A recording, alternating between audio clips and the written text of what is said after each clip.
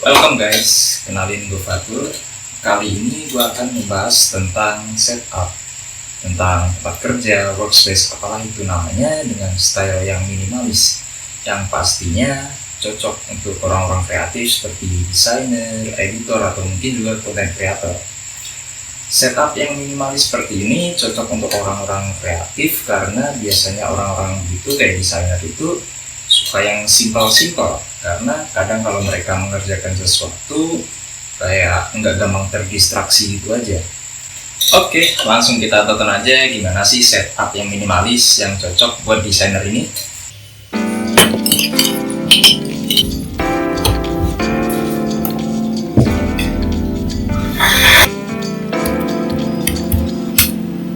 Pertama kita akan membahas tentang pokok utama dari setup ini, yaitu ada monitor AUC 24 inci yang tipenya itu 24D apa gitu, gue lupa namanya. Nah, sebagai seorang desainer itu pasti berurusan dengan hal-hal visual seperti ada gambar, warna, pengaturan cahaya, kontras, dan lain-lain sebagainya. Nah, monitor ini tuh cocok untuk desainer karena dia punya panel IPS, yang mana panel IPS itu sudah terkenal dengan keakuratan warnanya. Kalau melihat dari spesifikasinya sih, dia ini udah 101% sRGB, yang mana itu udah bagus banget buat ngedesain. Dan kalau mungkin kita lagi bosan ngedesain atau bosan kerjaan, ini juga dia udah punya refresh rate 75 Hz, yang mana itu udah cukup banget, udah lumayan bagus lah buat game casual seperti yang gue lakuin saat ini. Selain itu, dari segi desain monitor ini juga clean dan minimalis banget, karena dia punya 3-side bezels, yang mana itu bezelnya sangat tipis banget. Jadi kita punya viewport yang lebih lebar, yang lebih luas. Jadi kayak kalau kita nonton film tuh lebih kerasa imersif gitu, kerasa lebih nyata aja gitu. Dan selain itu dia juga punya ketebalan yang nggak nyampe 1 cm, jadi clean banget lah. Kita juga bisa menghemat tempat dan juga kayak kelihatan lebih enak aja gitu. Nah, dari alasan-alasan itulah gue memilih monitor AUC ini untuk memaksimalkan potensi dari si laptop kentang ini, yang layarnya ya gitulah. Oke, mungkin kita juga perlu bahas powerhouse dari setup ini, yaitu si laptop Asus X540LA yang gue udah punya sekitar 5 tahunan sih mungkin, dari sejak gue SMA sampai sekarang, udah mahasiswa semester akhir dan belum ganti juga karena nggak ada duit sih. Mungkin Asus mau sponsorin video ini silakan. Untuk spesifikasinya ya gitu aja lah. Dia punya prosesor Core i3 generasi 4 yang pada masanya itu udah lumayan banget. Terus dia juga punya Intel HD, terus RAM udah upgrade 8GB, terus dia juga punya SSD karena harddisknya yang di bawahnya itu dia udah nggak kuat booting. Layarnya sih udah cukup gede juga sih, 15,6 inci. Jadi kalau buat nonton film harusnya udah lebih enak aja. Cuma dia itu punya warna yang ngaco banget. Pernah itu suatu waktu gue ngedesain ilustrasi di laptop ini, dia warnanya pink. Tapi setelah gue lihat di laptop lain, di MacBook itu kayak warnanya jadi kecoklatan gitu. Jadi kayak aneh aja gitu. Makanya dari itu gue membeli extra monitor AUC ini, karena selain butuh keakuratan warna, juga ini menambah extra workspace, yang mana kita bisa bekerja sambil kuliah, sambil nonton film juga, atau kuliah sambil nonton film mungkin. Nah, jadi mainly untuk kerja, untuk ngedesain, untuk ngetik segala macam, gue pakai monitor AUC ini sebagai layar utama gue.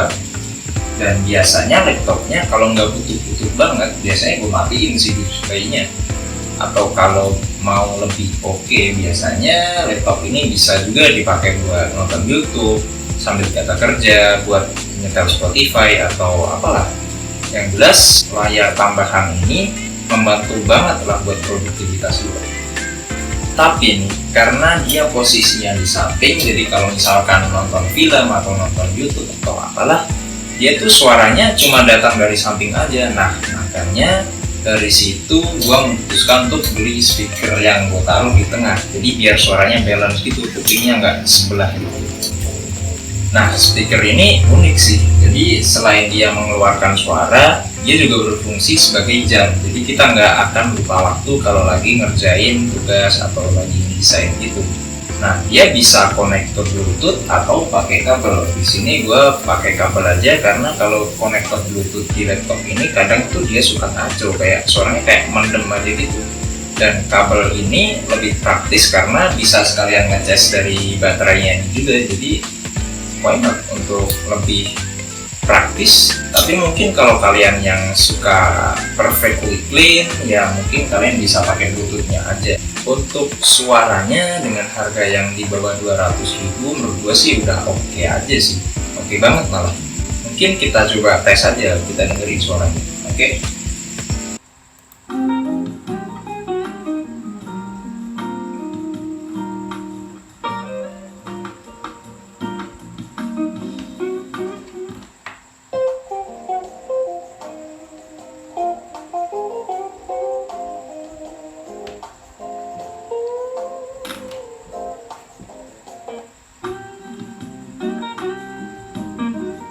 Ya begitulah suaranya, lumayan enak kan. Dia tuh bassnya udah agak kerasa gitu dan juga lebih kencang dari speaker dari si laptop ini paling kan. Dan itu menurut gue sudah oke sih. Nah, karena posisi laptop ini ada di samping dari setup ini, kita nggak akan mungkin kayak gerakin kursor dan juga ngetik langsung dari laptop ini. Nah, makanya di sini gue ada duo mouse dan keyboard dari Logitech. Ini mouse M170 yang gue beli sekitar 3-4 tahun lalu lah, pas gue SMA juga. Di sini dia mungkin kalau nggak salah sekitar 100 ribuan sih, dan dia masih work sampai sekarang. Nah, yang gue suka dari mouse ini adalah dia desainnya yang minimalis sih, simple, dan dia juga kecil gitu, jadi enak aja dipegang. Terus di sini ada temannya, ada si keyboard Logitech K380. Nah, di sini dia itu desainnya juga minimalis, simple gitu, tipis, dan dia feel ngetiknya tuh jujur kayak Apple Magic Keyboard sih, cuma dia keycaps-nya bulat gitu aja sih. Nah, yang unik di sini keyboard ini juga punya fitur switch sampai 3 device. Jadi kalau kalian misalnya punya laptop, iPad, dan handphone dalam satu setup itu, kalian bisa gunain satu keyboard ini doang untuk mengoperasikan 3 device itu. Nah, karena keyboard ini tipis dan dia juga lumayan ringan sih, jadi dia bisa dibawa kemana-mana juga, jadi kayak jadi travel keyboard gitulah. Selain itu, dia juga fully connected by Bluetooth, yang itu tadi bisa kalian switch sampai ke 3 device. Nah, yang gue suka dari kedua peripheral dari Logitech ini, dia adalah desainnya. Desain dari Logitech itu kalau gue lihat-lihat, bahkan dari sampai ke yang paling mahal pun, dia tetap clean dan minimalis, kayak sebuah brand desainnya Logitech itulah. Dan selain itu, kayak ya mouse ini udah gue pakai selama bertahun-tahun, dan dia masih awet. Kayak build quality dari Logitech itu emang nggak pernah mengecewakan sih menurut gue. Nah, kalau dari tadi kita bahas tentang main components dari setup minimalis ini, kayak monitor, laptop, keyboard, dan mouse, mungkin kita bisa beralih sedikit ke pemanis. Di sini ada beberapa. Yang pertama adalah DIY phone holder. Nah, di sini ini adalah phone holder yang gue bikin sendiri. Cari inspirasinya di Pinterest sih. Gue nyontek-nyontek itu, terus bikin dari triplek, gue potong sendiri. Dan di sini sebenarnya ada lubang buat chargeran, tapi karena kemarin gue beli charger baru dan ini referensinya dari charger lama, terus charger baru gue itu kepalanya agak lebih besar sedikit, jadi kayak ya akhirnya lubang ini nggak berguna gitu sih. Emang ini desainernya agak kurang pro. Nah, phone holder ini meskipun nggak penting-penting banget, tapi menurut gua ya kalau misalkan kita naruh HP di sini terus ada notif masuk, itu kita bisa langsung lihat gitu. Jadi ya lebih enak dilihat aja sih. Selanjutnya di sini gue ada tanaman, karena pasti di setiap setup menurut gue itu wajib ada hijau-hijau kayak gini sih, karena biar kita nggak capek melihat monitor terus-terusan. Di sini tanamannya adalah sirih gading atau potos yang mungkin kalian juga punya di rumah. Sebenarnya ini gue beli awalnya itu 7.500 kalau nggak salah, dan itu masih kecil gitu, tapi sekarang dia udah ada 3 pot. Gue kembang biakan, salah satunya gue taruh di sini untuk menemani bekerja, ngedesain, kuliah dan lain-lain di setup ini. Terus di sini gue juga ada pen tablet.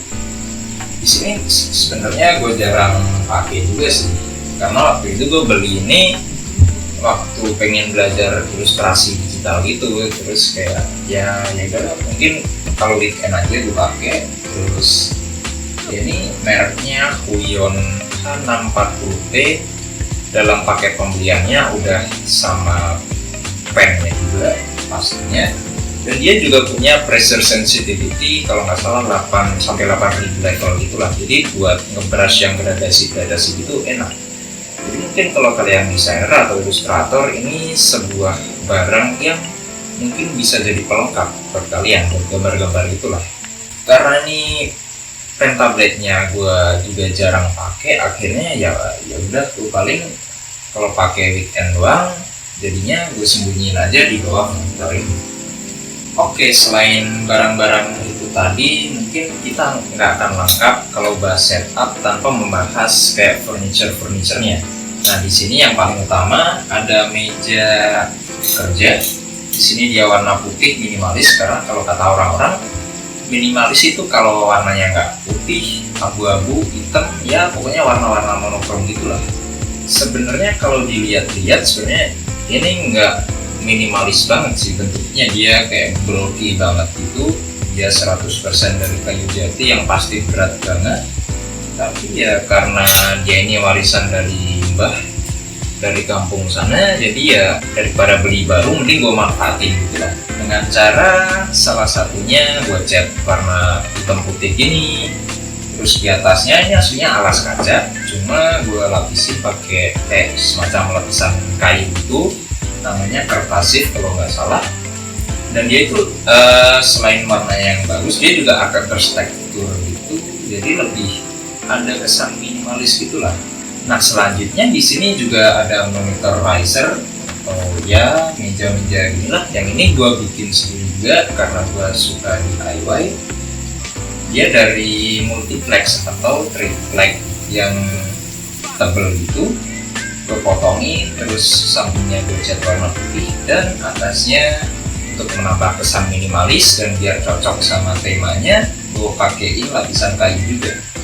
Nah, untuk yang terakhir di sini ada kursi kerja. Yang ini bukan kursi yang ergonomis banget bisa muter-muter gitu, karena gue terinspirasi kayak ya terbiasa dulu di perpus bagi kampus tuh, kayak gue terbiasa pakai kursi yang solid kayak gini yang nggak bisa muter, dan dia empuk aja gitu. Jadi kayak gue pengen beli kursi yang solid aja gitu, yang nggak usah yang muter-muter, paling nggak enak dibuat kerja gitu. Ini gue beli sekitar 500 jutaan di toko mebel terdekat di sini. Cuma ini yang paling gue nggak suka adalah bunyinya. Dia tuh setiap gerakan pasti ada bunyi kayak gitulah, yang bisa kalian dengar sendiri tadi. Nah, untuk harga segitu kayaknya mungkin kursi ini lumayan juga sih sebenarnya, dan nggak mahal-mahal juga dibandingkan dengan kursi-kursi yang gaming, kursi-kursi ergonomis itu tadi. Karena dia juga tidak punya armrest, yang mana armrest ini sangat pas banget di meja, dia perfectly fits gitu. Dan dia juga punya sandaran yang mesh gitu aja, lebih adem aja kalau keringetan gitu.